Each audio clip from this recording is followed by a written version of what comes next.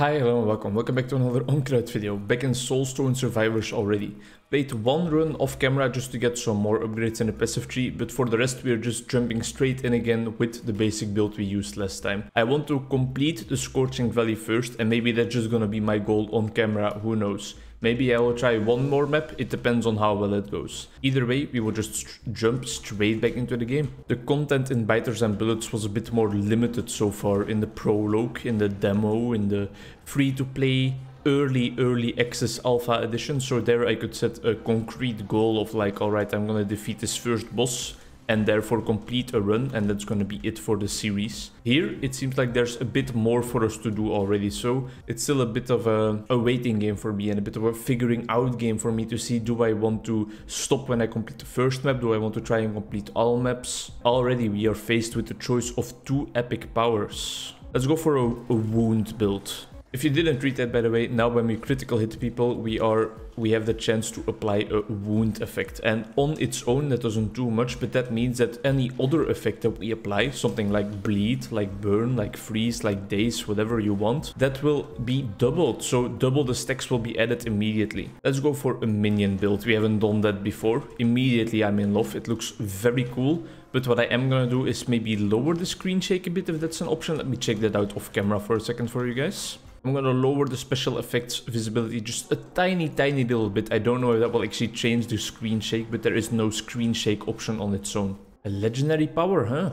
Physical abilities.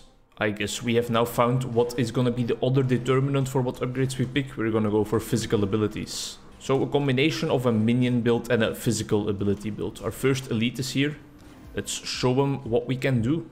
You can see the wound icon above is set once we apply that with a critical hit, but we don't have any effects to follow it up and to make the wound effect actually useful for now, so our build still needs some fleshing out to do. Let's make sure we don't get hit. Give me the rare power, please.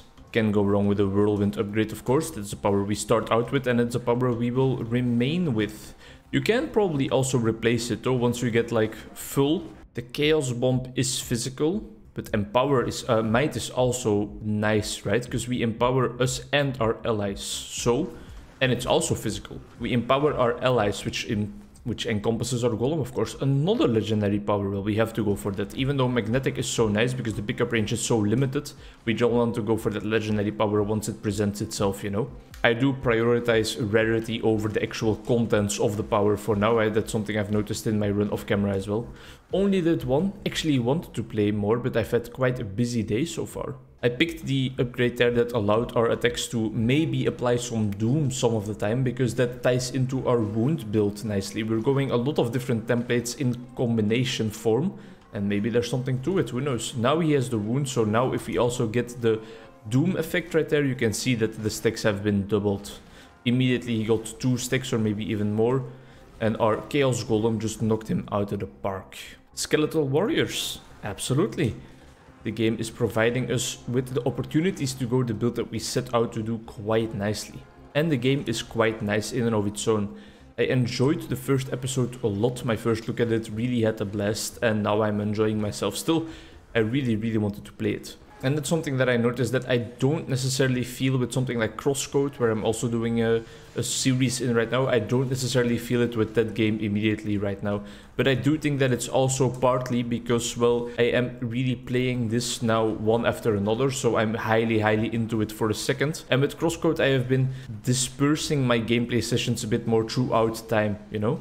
I think maybe if I set myself to record only Crosscode for a while, which is something I will probably do after I complete my series here in Soulstone Survivors, whatever that completion goal may be, then I will probably go on a Crosscode rampage and try and record like a whole bunch in that game until I am satisfied with the point we reach. Something I've noticed, by the way, already is that the movement speed is very valuable. It's a great increase immediately.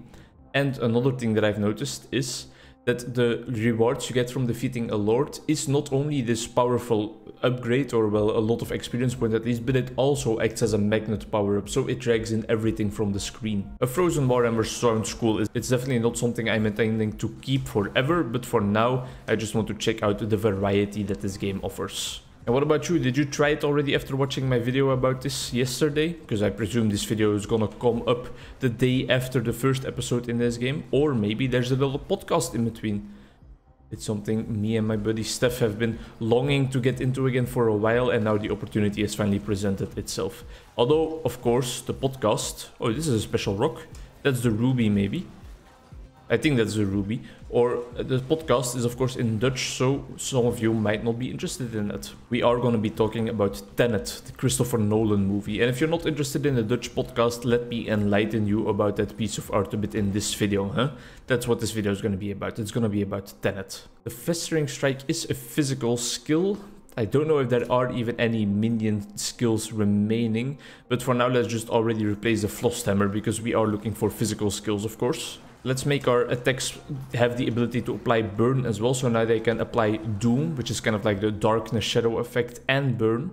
And that all still ties into the wound on critical hit effect that is in our possibility, that is in our arsenal. But yeah, Tenet, huh? Have you guys ever seen it? It's truly, truly an amazing movie. It's something that has to grow on you a bit. Most Christopher Nolan movies do, I think, because they are just so intricate most of the time. I think I would like to replace my subdue that has aim with something a bit more random that I don't have to pay that much attention to. I feel like I can go for a Templar's Verdict. I really enjoyed that last time around, and I think I want to remain with my Whirlwind for now because it's already high level and it's a physical skill as well. 2020 movie Tenet, the number 5 box office hit in terms of like really the money that it brought in from that year, which I thought it would have been higher. But what apparently is the case is that, well, that's of course the years that COVID really hit us hard, the global pandemic really started, and that pandemic had a large effect on America. Normally the American cinema scene and cinema goers have a very, very large effect on those blockbuster ratings, those box office success rates. And well, now, because America was in such trouble during that time, a lot of people didn't get to go to the movies. And in China, the global pandemic was a lot less impactful by that point. So you see that in the top 10 there are like 5 or 6 Chinese movies, and the top 1 through 5 or something are all Chinese movies of all different kinds. An interesting fact as well is that in Estonia, it was actually the highest grossing movie of all time. The public there really loved it, and that is because a bunch of the scenes in the movie are actually captured. They are filmed in Estonia. Increased quantity. The maximum active units and quantity of units summoned by the Gears Golem skill are increased by 1. So we always summon 2 golems now? Sign me up. Sign me right up. I feel like our minion build for now is being really effective. But I should not really call it only a minion build, because we are also focusing on applying a lot of passive effects, a lot of debuffs and a lot of status effects. John David Washington actually portrays the protagonist in that movie beautifully. Spoiler alert, by the way, maybe. I don't know how far I'm gonna go into this discussion about Tenet, but it would feel nice to have an entire episode about one little subject again. That's been a while. And the rest of the cast is also very proficient at their roles, of course. When you have someone like Robert Pattinson following up John David Washington, it can only go up from there, of course. Same for our skeletons, they can only go up as well. Poison Bomb is physical.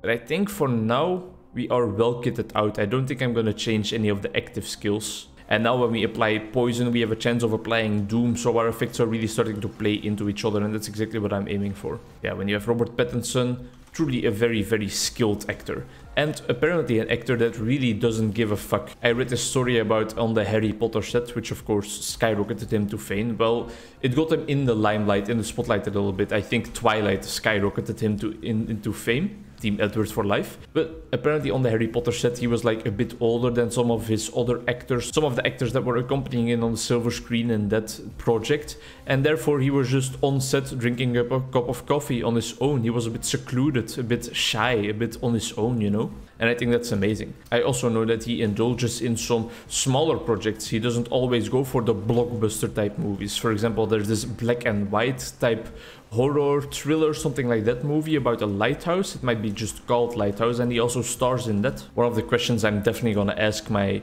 co-pilot in the podcast later today is whether he thinks John David Washington is more handsome or Robert Pattinson is more handsome. I think that's a very difficult question, because Robert Pattinson is perceived as this icon of beauty. Almost everyone finds him beautiful, finds him very attractive, but John David Washington, on my second watch through of the movie right now, actually surprised me. He has some good looks. He really pulls off some of the suits that he wears very, very well. And then you also have someone like Elizabeth Debicki, who fills up the female slot in the main characters.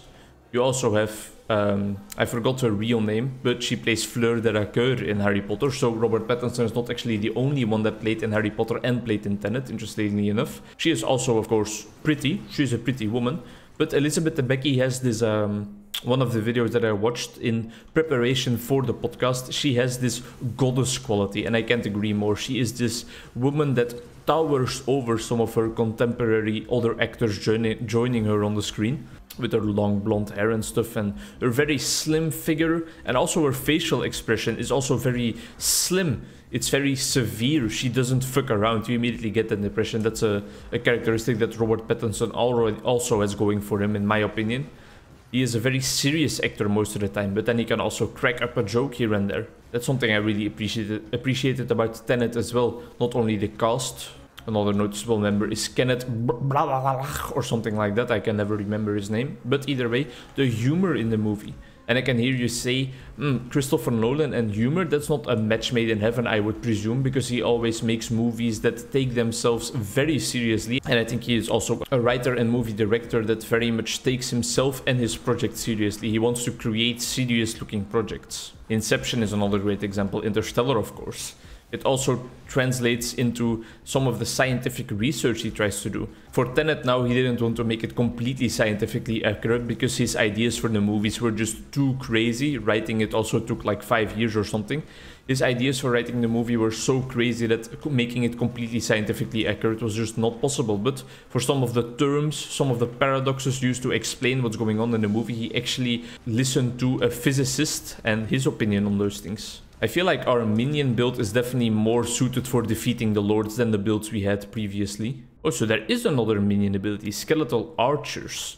Do we want to replace it? I think no, but we need to keep it in mind for later. Our Minion abilities are definitely shredding through those lords a lot more than my off-camera run where I was focused on AoE and effects, or my on-camera run for that matter, because that was focused on the same aspects of the game. I feel very, very powerful right now. We're also at the 12-minute mark, which is a record.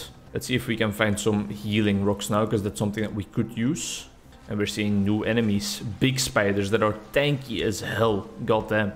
The hounds we have seen before, but I have never noticed the big spiders before. Maybe they were on screen when we died the last time, but I'm not sure. I do see the healing rock over here. That's something we were needing. And you can't talk about Tenet without talking about the actors, without talking about Christopher Nolan and his adventures with his wife Emma Thomas. They made they made a movie together. You can't talk about Tenet without also talking about the soundtrack, of course. Holy goddamn. A lot of people discredit the movie. They see it as a bad thing that sometimes you can't understand the characters' dialogues because the soundtrack is blasting so loud, but I think that's a feature. I think it's amazing. A fun fact is that they actually asked Hans Zimmer to do the movie, but he said, no, I'm working on Dune right now. And then they got Jürgen Göransson or something, I believe his name is. It's something I'm trying to remember more and more of, movie directors. I can't think of the other word. It's not movie director. I'm thinking of something else. I have to look it up because otherwise I'm gonna go insane. Film director. I guess it is just director. I was looking for the translation of the Dutch word regisseur, but I guess it just is director then. I thought there was a more fitting word or a word more alike to the Dutch version. But either way, I try to remember more of the soundtrack designers, the composers, the movie directors, the actors, the cast, if you will, for the quiz purposes. I know, for example, that the King George, the father of Queen Elizabeth in The Crown, is played by Jared Harris, who also plays the scientist in Chernobyl. And then for all the real nerds out there, Jared Harris has a father who is named Richard Harris, whom, as you know, played Dumbledore in the first Harry Potter movie. So there's even one more connection to Harry Potter. I think Tenet and Harry Potter are just set in the same universe, but we haven't discovered that yet. You know, just training my brain, and training my brain with knowledge that I normally don't train it with, because normally I am very bad at remembering directors and cast members and all those things. As you also noticed, by the way, already probably, is that I'm talking a bit more silent this video. I still try to make it understandable so that the mic picks up every little nuance of my voice. But I noticed that I was yelling a bit in the last episode, and that's of course not something that I'm aiming towards. But yeah, the soundtrack, man. Some of the soundtrack, some of the scores, some of the songs used are also kind of palindromes. They can be played forwards and backwards. And the most bombastic sound piece, the piece that also really sticks with me for the end, until the end of my days, that I will never forget, and that really left a mark and impact on me, is the soundtrack in the scene where they are conducting the heist on the highway, where they kind of encircle the truck they are actually interested in a lot of other large vehicles, a bus and a fire truck and stuff like that, and the soundtrack right there is just an absolute boomer. It just absolutely blasts through your speakers, you know. Now, don't get me wrong, it's not necessarily something which I think would be nice to listen to in the club on a Tuesday, which you are turning up, but it just fits the scene so well. And one of the analysis I saw in one of the videos that I was also watching to do my research for the podcast is that it was such a switch up from the previous parts of the soundtrack in the movie, because also the story and the main plot and stuff was switching up a lot over there as well. This was really when we got introduced to time travel and the kind of plot points it introduced in the form of the temporal pincer maneuver, which the entire movie is actually based upon. Oh, we took a big hit there. We need to be a bit more careful, but I can't help but notice that we are not dealing any damage to the Lord. And my frames per second have also just tanked more and more. Where is he? Come on. Come here, you motherfucker. Oh, we're dead. We might just be dead. Let's see. We can't test it again. Yeah, that's something I should warn you guys about as well.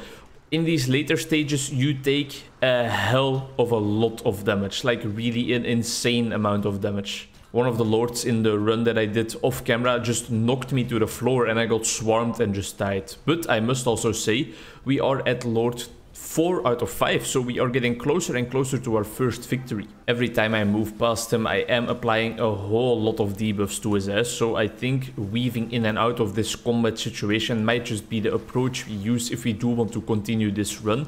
But, full disclosure, I don't necessarily need to continue this run. We have already gotten quite far, and buying the upgrades for our next attempt is already nice. Plus I need to eat dinner with my girlfriend, who is going out for her fitness adventures later, so I don't have endless time anymore. And I need to get ready for the podcast, need to get ready for my own run. I'm running 100 kilometers in the month of October, as I told you guys already, I think. And I mean, the kilometers aren't gonna run themselves. A lot of people will always talk about the cast, the sound design, the scenery and stuff like that, but one thing that I feel like I have a proficiency in talking about, I talk about it a lot in my book reviews as well, is the pacing of forms of media. How quickly the events are happening in succession and whether they are happening fast enough and not too fast so that you can still keep track.